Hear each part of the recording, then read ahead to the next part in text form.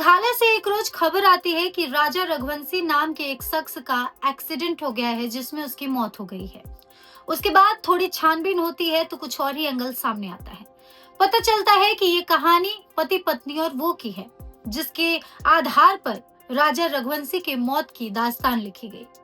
दरअसल और छानबीन और तहकीकात करने के बाद राजा रघुवंशी की पत्नी, जो कि हाल ही में उनकी शादी हुई थी, वो नई नवेली दुल्हन थी, उनको हिरासत में लिया जाता है, जिनका नाम है सोनम रघुवंशी। उनसे पूछताछ करने पर पता चलता है कि वही इस पूरे हत्या की मास्टरमाइंड है। दरअसल सोनम रघुवंशी और राजा रघुवंशी की शादी होती है 11 मई को। शादी परिवार की रजामंदी से होती है और वो दोनों भी काफी ज्यादा खुश होते हैं। सोशल मीडिया पर उनके शादी के रस्मों के दौरान के फोटोज और वीडियोस वायरल हैं, जिसमें वो दोनों खुश नजर आ रहे हैं। शादी के कुछ दिन बाद दोनों मेघालय हनीमून पर जाते हैं, जहां 48 घंटे के अंदर ही राजा रघुवंशी मृत्यु को प्राप्त हो जाता है। इसके बाद सोनम वहां से लापता हो जाती हैं।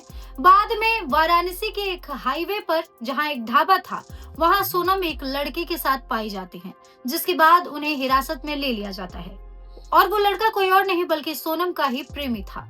दरअसल राजा रघुवंशी को हटाया ही इस पर्पज से गया ताकि सोनम और राज कुशवाहा एक दूसरे से शादी कर ले। राज कुशवाहा और सोनम में प्रेम प्रसंग काफी समय से चल रहा था।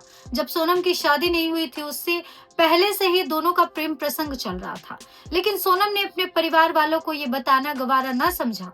उसे लगा कि परिवार वाले नहीं मानेंगे, जिस वजह से उसने चुपचाप राजा से शादी कर ली और शादी के बाद उसे मारने का प्लान बनाया और उसके बाद उसे मरवा दिया। बता दें कि इस हत्या में कुल 5 लोग शामिल हैं। पहला तो राज कुशवाहा, दूसरा राजा रघुवंशी जो कि अब इस दुनिया में नहीं रहा, और 2 वो शख्स जो सुपारी किलर्स थे, जिनको सुपारी दी गई थी राजा को मारने की, और 5वें और आखिरी किरदार खुद इस पूरे हत्या की मास्टरमाइंड सोनम रघुवंशी, जो राजा रघुवंशी की पत्नी है। सोनम ने अपने पति की हत्या सिर्फ इसलिए करवाई ताकि उसके बाद वो राज कुशवाहा के साथ अपनी जिंदगी की शुरुआत कर सके। लेकिन क्या ये जरूरी था?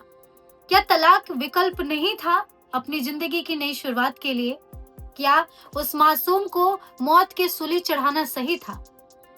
इस सोनम रघुवंशी और राज कुशवाहा को क्या सजा मिलनी चाहिए, इसका फैसला आप कमेंट सेक्शन में जरूर शेयर करें।